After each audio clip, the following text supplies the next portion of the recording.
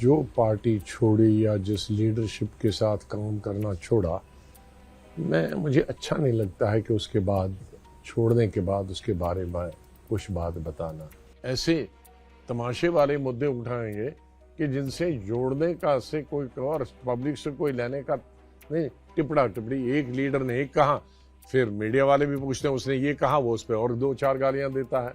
हमारे पंडित भाई बाहर निकले, उसका अफसोस, लेकिन मुसलमान भी लाखों भाग गए।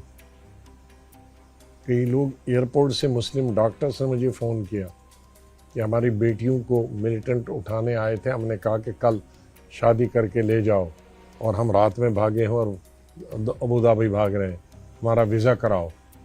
ये मैंने देखा। सियासत के मैदान की बात करें तो हमारे साथ इस समय कदावर शख्सियत हैं जो किसी तारीफ के मोहताज नहीं है। गुलाम नबी आज़ाद साहब, हमसे बातचीत करने के लिए शुक्रिया। बहुत बहुत धन्यवाद। आपने नई पार्टी बनाई, डेमोक्रेटिक आज़ाद पार्टी।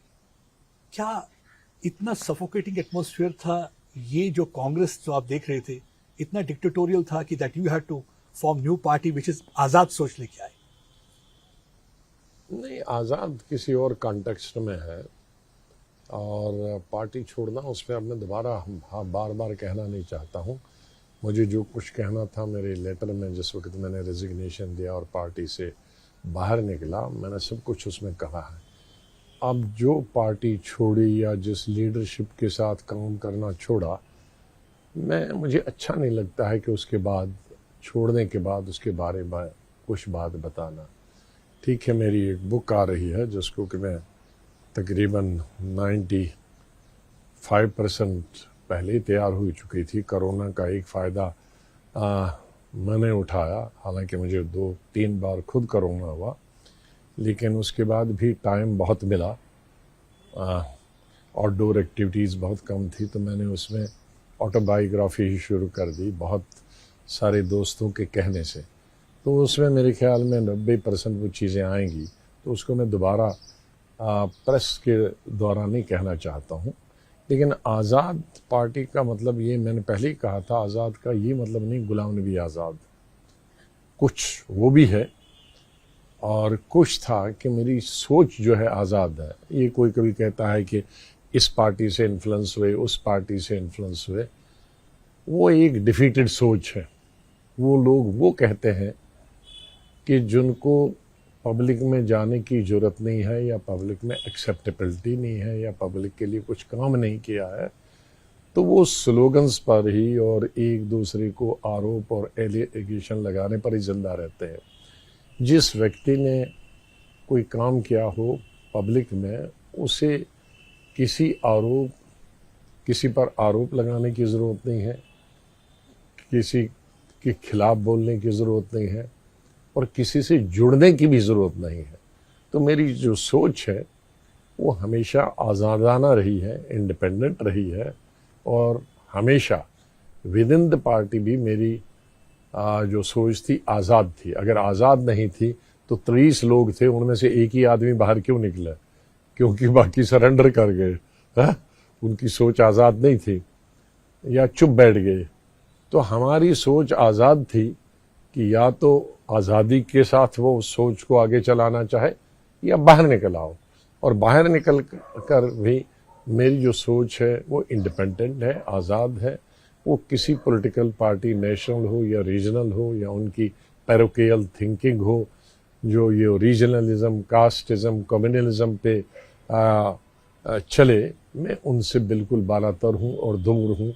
और हमेशा स्टूडेंट लाइफ से मैं कॉलेज, यूनिवर्सिटी से वैसा ही रहा हूँ, और अब मरते तक मैं चाहूँगा कि मैं वैसे ही रहूँ। मेरी जो सोच है सेकुलर रहे, और सब समुदायों के लिए रहे, और इंडिपेंडेंट रहे, किसी से इन्फ्लुएंस ना हो। इतने दशक से आप कांग्रेस के साथ रहे, इस पेड़ को आपने अपने हाथों से सींचा, तो आपको लगता है कि जिस तरीके से कांग्रेस का जो डाउनफॉल आ रहा है, कभी कभी दुख होता है आपको इसको देखते हुए कि क्या हुआ? बहुत दुख होता है, बहुत दुख होता है, क्योंकि इस बात से डिनाई नहीं किया जा सकता है कि कांग्रेस की जो विचारधारा थी, मैं थी की बात करता हूँ, पास्ट टेंस की बात करता हूँ, और जो सेक्रीफाइस थी वो भी पास्ट टेंस की बात करता हूँ, उसमें कोई जवाब नहीं था। चाहे वो गांधी हूँ, नेहरू हूँ, सरदार पटेल हूँ, मौलाना आज़ाद हूँ, बाद में अम्बेडकर ने कॉन्स्टिट्यूशन बनाने के लिए जो काम किया, या सुभाष चंद्र बोस जैसे आदमी हों, वो तो हिंदुस्तान की सीमाएं फाड़ कर ही बाहर से चले गए, और हजारों और लाखों किसान और जवान, हिंदू, मुसलमान, सिख, ईसाई, किसी भी इतिहास मैंने कॉलेज और यूनिवर्सिटी के ज़माने से ही पढ़ा है कांग्रेस की हिस्ट्री के बारे में। अनफॉर्चुनेटली आज के लोग अगर पढ़े होते तो बहुत ठीक अच्छे होते और शायद पार्टी को आगे चला भी पाते। उन्होंने जिक्र गालियां ज़्यादा सीखी हैं, इतिहास कांग्रेस का कम पढ़ा है, तो उस इतिहास को भुलाया नहीं जा सकता। लेकिन इतिहास पे उस पर चलता कोई नहीं है। क्यों नहीं चलते? क्योंकि पढ़ते नहीं है। तो जो पार्टी अपना ही इतिहास भूल जाए तो वो चला नहीं सकता, और इतिहास को कभी भूल नहीं सकते। मैं बिल्कुल मजहब और राजनीति को बिल्कुल अलग समझता हूं, लेकिन ये धर्म हमारे जो हैं इतने हजारों सालों की क्यों चल रहे हैं? चाहे वो हिंदू धर्म हो, चाहे वो क्रिश्चियनिटी उसके बाद हो, उसके बाद इस्लाम हो, उसके बाद सिख धर्म हो, ये तमाम धर्म क्यों चलते हैं? क्योंकि जनरेशन आफ्टर जनरेशन उन धर्मों को मानने वाले या उनके पेरेंट्स उनको पढ़ाते हैं, समझाते हैं, स्कूल में, इंस्टीट्यूशन में, अपने अपने धर्म के उनके इंस्टीट्यूशन हैं, पढ़ाते रहते हैं। तो जो 2000 साल 5000 साल पहले हुआ हो, 2000 साल पहले क्राइस्ट ने किया हो, 1500 साल पहले प्रॉफिट के ज़माने से हुआ हो, 500 साल गुरु नानक जी के ज़माने में, वो आज भी लोगों को लगता है आज। लेकिन कांग्रेस पार्टी का तो अभी इतिहास तो कुछ साल पहले, 75 साल पहले तक चलता आया है। उसके बारे में हमारे लोगों को जानकारी नहीं है। क्यों जेल में गया था, क्यों इतिहास था, क्या किया था, कैसे किसानों के हाल ये किए थे प्रॉब्लम्स। मैंने अभी जब किसानों के बारे में बिल लाया गया था तो मैंने 1 घंटा भाषण किया था, और वहाँ सब बीजेपी वाले थे, और मैंने पूरा अंग्रेज़ों के ज़माने से उसको कोट किया। तो बहुत सारे रूलिंग पार्टी और हमारी पार्टी के हमको दे दो, मुझे फ़ोटो कापी करके उन्हें देना पड़ा। कि अंग्रेज़ों के ज़माने में कब किसानों का आंदोलन हुआ तो कब अंग्रेज़ों को वापस लेना पड़ा, फिर दूसरा आंदोलन किस सन में हुआ था, फिर अंग्रेज़ों को वापस लेना पड़ा, फिर तीसरा। मैंने कोई 7 या 8 ऐसी एग्जाम्पल 3-4 सेंचुरीज की साइट की, और जहां मैंने कहा कि अंग्रेज़ों को वापस लेना पड़ा। आपने एक बड़ा इंपॉर्टेंट पॉइंट बोला। आपने कहा कि ये इतिहास नहीं पढ़ते, ये जो आज के कांग्रेस के नेता हैं गाली गलौज में। प्रधानमंत्री ने भी 2 दिन पहले हिंट दिया था इसके बारे में। अब देखिए, खड़गे साहब आते हैं और प्रधानमंत्री को रावण से कंपेयर करते हैं, कहते हैं उनको अपनी औकात। आपको लगता है ये ठीक है, ये प्रधानमंत्री के लिए ऐसी भाषा का प्रयोग करना? देखो, मैंने 7 साल में लीडर अपोजिशन रहा, और 7 साल में मैंने सैकड़ों तकरीर भाषण किए होंगे, हर सब्जेक्ट पर किए होंगे, और प्रधानमंत्री जी की मौजूदगी में किए, और 1-1 घंटा किए, वो मौजूद थे। मैंने कभी इंडिविजुअल को, और मैंने कभी भी जिंदगी में, ये नहीं मोदी साहब हूं, अटल जी हूं, दूसरे कोई हूं, प्रश्न को, कभी जिंदगी में मैंने अपने अपोजिट वाली पार्टी को, उसके लीडर को गाली नहीं दी। उसके काम न करने पर दी है। आज भी बीजेपी के पास के हजारों चीजें हैं जिनमें आप विरोध कर सकते हैं, जिनका मैंने पार्लियामेंट में किया, लेकिन उसका व्यक्तिगत की क्या जरूरत है? हम तो दुश्मन नहीं हैं। मैं कई बार कह चुका हूं पार्लियामेंट अंदर बाहर, हम एनिमीज नहीं हैं, हम पॉलिटिकल कंपटीटर हैं। हम क्लास में कोई फर्स्ट डिवीजन के लिए कोशिश करता है, कोई सेकंड डिवीजन, तो वह कंपटीशन है। जो फर्स्ट डिवीजन वाला आया वो हमारा दुश्मन नहीं है, वो कोई चीन से पाकिस्तान से नहीं आया है, वो हमारा भाई है, हमारा नेबर भी हो सकता है, हमारा ट्विन ब्रदर भी हो सकता है, लेकिन पॉलिटिकल वो हमारा कंपटीशन करता है आईएएस के लिए, आईपीएस के लिए, केएस के लिए, केपीएस के लिए। वो स्टूडेंट हमारे क्लासमेट हैं और कंपिटिटर हैं, एनिमी नहीं है। तो आपको जो पॉलिटिकल पार्टी है दूसरी, चाहे वो इलेक्शन लड़ रही है या पार्लियामेंट के अंदर एक दूसरे के खिलाफ बोल रही है, वो हमारे पॉलिटिकल कंपिटिटर हैं। हम उनको पराजय विधानसभा में दें या पार्लियामेंट में दें, वो एक पॉलिटिकल लड़ाई है, लेकिन दुश्मन नहीं है। हम इकट्ठे बैठ के खा भी सकते हैं, हम एक टेबल पे खा सकते हैं, एक प्लेट में खा सकते हैं, लेकिन जब कंपटीशन की बात आई तो हम उसको कह सकें आप गलत कर रहे हैं, ये अच्छा, ये तरीका है अच्छा काम करने का। जैसे मैं कहता हूँ अभी बहुत सारे इंस्टीट्यूशन जो हैं वो 8-8 साल से नहीं बने हैं, मेरे साल में 1 साल में क्यों बने? कई हॉस्पिटल बनाए मैंने। एम्स 2.5 साल में पूरे हिंदुस्तान में 6 बनाए, 2.5 साल में, ट्रिपल शिफ्ट में, डबल शिफ्ट में। आज एम्स को 8 साल क्यों लगते हैं? डबल शिफ्ट में बननी चाहिए वो। अब मैं उसको प्रधानमंत्री को गाली नहीं दे रहा हूँ, मैं हेल्थ में उसको गाली नहीं दे रहा, मैं सिस्टम की है कि भाई आपको करना नहीं आता। When I can do it, why can't you do it? क्या वजह है, why they resort to this गाली गलोच वाला पॉलिटिकल डिस्कोर्स? जैसे खड़गे सीनियर नेता हैं, पार्टी के प्रेसिडेंट हैं, ऐसी लैंग्वेज का इस्तेमाल देखो, करना चाहिए? कोई मैं खड़गे जी हूं या एबीसी हो या किसी दूसरी पॉलिटिकल पार्टी का हो, मैं एक इंडिविजुअल की बात नहीं करता और मैं एक इंडिविजुअल पॉलिटिकल पार्टी की भी बात नहीं करता हूं। ये बीमारी सब पॉलिटिकल पार्टीज में लग गई है, किसी में ज्यादा है, किसी में कम है, क्योंकि एक तो लैक ऑफ सेल्फ कॉन्फिडेंस है और लैक ऑफ नॉलेज है, क्योंकि आप अपनी बात कह नहीं पाते हैं। कांग्रेस पार्टी के पास इतना बड़ा मसाला है कहने के लिए जो उनके वक्त में हुआ है, लेकिन या तो उनको मालूम नहीं है या उस इंसान जो बोल रहा है उसने किया नहीं है, करने वाला शायद दूसरा, क्योंकि सरकार में भी सब करने वाले नहीं होते, कुछ करने वाले मंत्री होते हैं, कुछ सोए रहने वाले होते हैं, कुछ खाली मंत्री बनने के लिए मंत्री होते हैं। तो मुझे अगर कोई हेल्थ में बोलेगा, मैं 1 हफ्ता हेल्थ पर सुबह से शाम तक हर पब्लिक भाषण में, पब्लिक मीटिंग में कह सकता हूँ और फिर कंपैरिजन सब पार्टीज के साथ कर सकता हूँ, तो मुझे गाली देने की जरूरत ही नहीं। रियासत में आते हैं, रियासत में कांग्रेस में हमने देखा है कि वकार रसूल आपको अपना गुरु मानते रहे, तो जब उन्होंने लास्ट टाइम भी स्टेटमेंट दी और दी तो हमारे एक मित्र उन्होंने कहा कि जिन पत्थरों को अता की हमने धड़कने, जुबान मिलते ही हम पर बरस पड़े।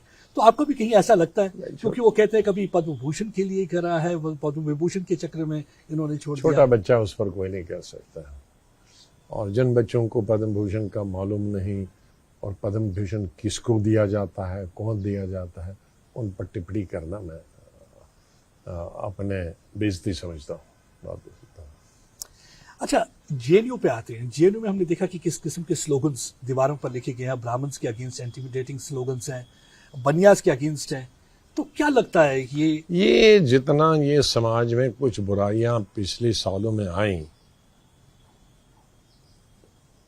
ये हमारे देश को खोखला कर रही हैं। दुनिया में कितना परिवर्तन आ गया और हम किस ओर जा रहे हैं। अमेरिका जैसा देश जहां ब्लैक राष्ट्रपति बन सकता है, और सिर्फ राष्ट्रपति ब्लैक नहीं बन सकता, उसका बाप मुसलमान था, तो मुस्लिम और ब्लैक, और 2 दफा अंग्रेज उसको चुनते हैं, तो मेरिट पे चुनते हैं। आज इंग्लैंड में जिसने हम पर इतने साल 100 साल हुकूमत की और दुनिया के और 100 मुल्क के पर हुकूमत की, वहां इंडियन ओरिजिन का आदमी प्राइम मिनिस्टर बनता है, और हम अभी उसी में कौन हिंदू है, कौन मुसलमान है, कौन ब्राह्मण है, कौन राजपूत है, कौन एसटी है, कौन एससी है, देख नहीं रहे लड़ाइयां कैसे चल रही, इसी में लगे। तो हम डेवलपमेंट की बात सोचेंगे कहां? अब आज अगर हम इंसान और इंसान के बीच में फर्क समझने में लड़ाई लड़ रहे हैं, अनफॉर्चुनेटली कोई सबको भूल गया है, महंगाई है, अनएम्प्लॉयमेंट है, बेरोजगारी है, बिजली की प्रॉब्लम है, नौकरी की प्रॉब्लम है, ये हमारी प्रॉब्लम है कि हिंदू कौन है, मुसलमान कौन है, ब्राह्मण कौन है, राजपूत कौन है, पहाड़ी कौन है, गुजर कौन है। ठीक है, ये अंदर हो सकते हैं डिस्कशन, लेकिन ये पब्लिक डिस्कोर्स नहीं हो सकता। इस पे सोसाइटी डिवाइड नहीं हो सकती। एजुकेशनल इंस्टीट्यूशन को डिवाइड करने की कोशिश इसमें मुल्क और स्टेटें डिवाइड नहीं हो सकती, इसमें समाज डिवाइड नहीं हो सकता। हम इतना अमीर मुल्क नहीं है कि ये चीजें हम अफोर्ड कर सकते हैं। हमारी अभी बुनियादी चीजें हैं, अभी we are deprived of the basic needs. Basic need क्या है? खाना। क्या है सबको भी खाना? मैं अभी जिन पहाड़ी इलाकों में गया, डोडा से भी 3 घंटे इंटीरियर, पहाड़ पर 8-9 हजार फुट के बुलंदी पर एसटी के लोग मुझे मिले। उनकी बेसिक नीड्स क्या? का हमारा हाई स्कूल है, मुझे कहा कि आपने ही दिया था इसे, और तब तो 14-15 टीचर्स थे। आज 3 टीचर हैं और वो 3 बारी बारी आते हैं, एट ए टाइम एक ही टीचर होता है। अब आप अंदाजे कराइए, जिस हाई स्कूल में एक टीचर हो एक दिन का 10 क्लासों के लिए, वहां बेसिक नीड क्या? एजुकेशन हो, एजुकेशन क्या खाक होगी? तो कहाँ हम? तो मैंने कहा कमजोर क्यों हो ये बच्चे तुम्हारे? और सब बूढ़े से पूछा मैंने कहा, तो उसने बताया कि एक वक्त दी रोटी खांदे से, और वो भी लस्सी ते मक्की नाल। अब लस्सी में कौन सी ताकत है और मक्की के ढोडे में कौन सी ताकत है, और वो भी एक ही दफा खानी है। तो उसका मतलब है कि अभी जो बुनियादी चीजें हैं, 2 वक्त या 3 वक्त की रोटी और क्वालिटी फूड और एजुकेशन, उससे अभी हम बहुत दूर हैं। मैंने ये सवाल नेशनल कॉन्फ्रेंस से भी पूछा, ये जेएनयू के स्लोगन्स को लेके। तो देखिए, अभी तक पता नहीं है कि वो स्लोगन लिखे किसने थे। हाँ, पोलराइज करने वाले जरूर थे। तो नेशनल कॉन्फ्रेंस ने कहा कि ये बीजेपी कर रही है क्योंकि गुजरात में इलेक्शन। क्या आपको लगता है कि गुजरात इलेक्शन के लिए बीजेपी करवा रही है? देखो, मैं कौन करता है और क्यों करता है, लेकिन ये एक हकीकत तो है इस हमारे मुल्क में, आज से नहीं। मैं आज कहूंगा बीजेपी को मैं ठहराऊंगा, कई अरसे से चल रहा। ये कास्टिज्म और कम्युनलिज्म का इलेक्शन से बहुत अच्छा संबंध रहा। कास्टिज्म और कम्युनलिज्म बजाय हमारे इलेक्शन में सोसाइटी को रिफॉर्म करने के लिए होनी चाहिए थी, ट्रांसफॉर्म करने के लिए होनी चाहिए थी, ठीक करने के लिए होनी चाहिए थी, जोड़ने के लिए होनी चाहिए थी, एक करने के लिए होगी। ये इलेक्शन अब फोरम हमारा डिवीजन करने का एक माध्यम बन गया है। हमारे बैकवर्ड फॉरवर्ड के नाम पर इलेक्शन हो रहे हैं, हिंदू मुसलमान के नाम पर इलेक्शन हो रहे हैं, विद इन द मुस्लिम भी SC ST के नाम में, विद इन हिंदू धर्म में SC और अपर कास्ट के धर्म में इलेक्शन हो रहे हैं। तो ये इलेक्शन मैं पब्लिक मीटिंग में 20-30 साल से कह रहा हूं। मैं तो हमेशा जोड़ने की बात करता हूं। मैंने कहा वोट दो या नहीं दो, तुमको बुरा लगे या अच्छा नहीं लगे, लेकिन ये कास्टिज्म और कम्युनलिज्म के आधार पर इलेक्शन लड़ना मुझे बहुत बुरा लगता। गुजरात में हमने देखा कि पोल परसेंटेज कम हुई है। 2017 की बात करें तो पोल परसेंटेज कुछ थी, अब पोल परसेंटेज कम हुई है। इसको क्या लगता है कि क्या वजह है? लोगों का पोलिंग पर से विश्वास, एंटी इनकम्बेंसी फैक्टर वर्क कर रहा है अगेंस्ट बीजेपी, क्या लगता है? अब सच मानिए तो मैं 3 महीने से खुद इतना घूम रहा हूं कि मुझे टेलीविजन देखे तो मेरे ख्याल में 3 महीने बिल्कुल हुए, और पेपर भी मुझे कोई कटिंग भेजता है तो गाड़ी में एक जगह से दूसरी जगह उसको पढ़ लेता हूं, और वो भी मोस्टली मैं रूरल एरियाज घूम रहा हूं स्टेट के, तो उनमें वो पढ़ा भी नहीं दिख रहा, क्योंकि सड़कों की ऐसी हालत है कि एक झटका आता है इधर की तरह तो फिर वहां ढूंढना पड़ता है कहाँ वो लाइन छोड़ी थी, और फिर वहां से शुरू करना पड़ता है। तो बल्कि आज मैं दिल्ली फोन कर रहा था मेरी मैसेज से कि गुजरात का पहला फेज चल रहा है कि दूसरा फेज चल रहा है। तो मैं ये नहीं कहूंगा कि, लेकिन आपके एक्सपीरियंस से क्या लगता है जब ये पोलिंग परसेंटेज कम हो? कभी कभी लोगों में बड़ा इंथ्यूजियाज्म होता है वोट डालने का, और कभी कभी लोग मायूस होते हैं कि भाई सब पार्टियां एक ही जैसी हैं, इसको डालो उसको डालो, काहे को वेट कर दो, जो होना है वो तो होगा ही, है कुछ तब्दीली तो लगनी है। तो डिसचांटेड हो जाते हैं, मायूस हो जाते हैं लोग। तो लेकिन वो स्टेट टू स्टेट डिपेंड करता है। और कहीं पॉलिटिकल पार्टीज, सब पॉलिटिकल पार्टी सतर्क होती है, मजबूत होती हैं, तो सब अपने अपने वोट जोड़ती हैं और ज़्यादा हो जाती है। और कभी एक ही पार्टी एक्टिव होती है, वो अपने पार्टी के वोट तो जोड़ती है, लेकिन उस पार्टी के खिलाफ जो लोग होते हैं, दूसरे वाले निराश होते हैं, घर में बैठते हैं, वो मोबिलाइजेशन करते नहीं, उनके वोट पड़ते नहीं। अब यहाँ मुझे मालूम नहीं कि कौन सा कारण फिट होता है। एक निराशा का कारण है, क्या कुछ पॉलिटिकल पार्टीज एक्टिव हैं और कुछ इनएक्टिव हैं या नॉन एग्जिस्टेंट हैं कि वो अपना वोट पोल नहीं करा पाए या घूम नहीं पाए या मोबिलाइज नहीं कर पाए। तो अलग अलग स्टेट के अलग अलग कारण होते हैं। देश में एक अजब सी चीज हो रही है, मतलब कि अच्छी चीजों पर भी हमने देखा कि कंट्रोवर्सी शुरू हो जाती है। G20 को लेके देखिए, प्रेसिडेंसी पहली बार इंडिया को मिली, खुश होने वाली बात थी। इल्यूमिनेट किए गए डिफरेंट स्ट्रक्चर्स को 100 के करीब। मैसूर में टीपू सुल्तान के जब पैलेस को किया जाता है, तो कांग्रेस कहती है कि आपकी मानसिकता बताती है, एक तरफ आप टीपू सुल्तान को अपोज करते हैं और दूसरी तरफ इल्यूमिनेट करते हैं, तो you are lighting that place. मैंने कहा ना कि हर चीज में गलत माने निकालने की कोशिश करते हैं। हर चीज को पॉलिटिकल बेनिफिट के लिए इस्तेमाल किया जाता है, और जो असली मुद्दे हैं उस पर इलेक्शन ही कोई नहीं लड़ रहा। पर्सनली यू फील G20 पे पॉलिटिक्स होना चाहिए? किसी चीज पे नहीं होना चाहिए। ये तमाम मुद्दे नहीं है।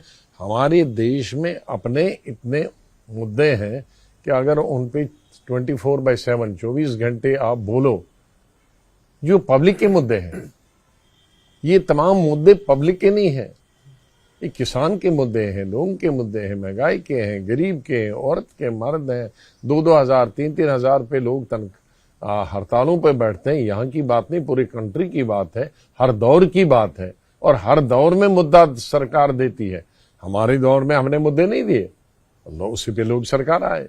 आज ये सरकार है, इसके खिलाफ मुद्दे हैं, लेकिन कहाँ ऐसे तमाशे वाले मुद्दे उठाएंगे कि जिनसे जोड़ने का से कोई और पब्लिक से कोई लेने का नहीं। टिपड़ा टिपड़ी, एक लीडर ने एक कहा, फिर मीडिया वाले भी पूछते हैं उसने ये कहा, वो उस पर और 2-4 गालियां देता है, लेकिन ये नहीं बोलता है कि भाई ये गलत हो रहा है, इसको ठीक करें, इसको सुधार करें।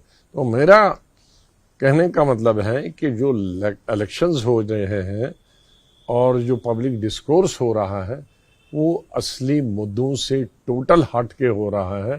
तो मैं और गाली गलोच के आधार पर एक पार्टी दूसरी पार्टी को, एक लीडर दूसरी पार्टी को लीडर गाली देकर इसी पर जिंदा रह रहे हैं। असली मुद्दे जो पब्लिक के मुद्दे हैं, जिसके लिए हमको चुना गया है और जिस काम के लिए हमको चुना जाता है, जिस काम के लिए हमें विधानसभा और पार्लियामेंट में जाते हैं, कानून बनाएं या पोजीशंस लाएं और या पब्लिक में जाएं, उनकी तरफ हमारा ध्यान या तो होता नहीं है या लीडरों का कम होता है। आप लेंथ और ब्रेड्थ में ट्रेवल कर रहे हैं, अब जगह जगह जा रहे हैं, रैलीज एड्रेस कर रहे हैं, लोगों से मिल रहे हैं, तो कहा जाता है कि अनुच्छेद 370 हटने के बाद एक बदलाव आया, winds of change have started blowing, नया जम्मू कश्मीर की बात की जाती है।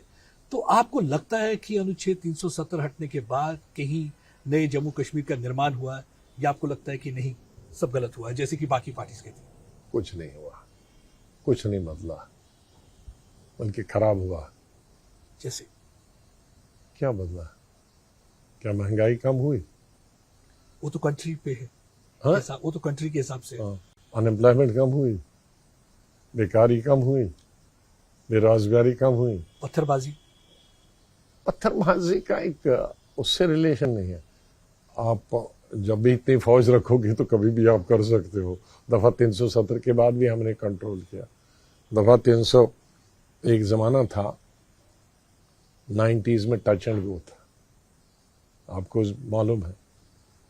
मैं उस वक्त यूनियन मिनिस्टर था, जम्मू कश्मीर इलेक्शन नहीं, महाराष्ट्र से था। कश्मीर में मक्खी नहीं थी।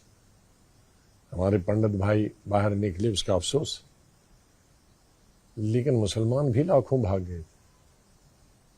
कई लोग एयरपोर्ट से मुस्लिम डॉक्टर्स ने मुझे फ़ोन किया कि हमारी बेटियों को मिलिटेंट उठाने आए थे, हमने कहा कि कल शादी करके ले जाओ, और हम रात में भागे हैं और अबू धाबी भाग रहे हैं, हमारा वीज़ा कराओ। ये मैंने देखा।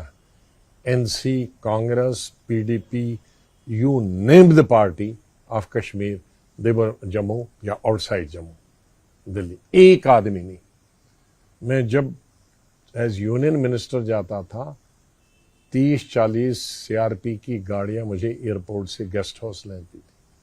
गेस्ट हाउस में जब सीआरपी यहाँ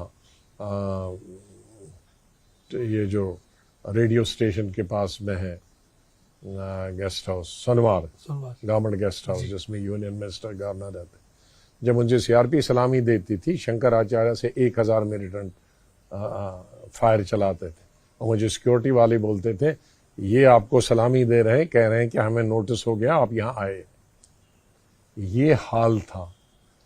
कई साल किसी कांग्रेस के या एनसी के, पीडीपी की लीडर टॉप लीडर, मिनिस्टरों, चीफ मिनिस्टर, उनकी शक्ल वैली में नहीं दिखी थी, या मिनिस्टर की वैली में। तो वहां से हालात तो 7 साल तक ठीक हो गए, नॉर्मल हो गए, इलेक्शंस हो गए। 96 का इलेक्शन हुआ, 2002 का हुआ, 2008 का हुआ, 14 का हुआ, नॉर्मली। तो नॉर्मल सी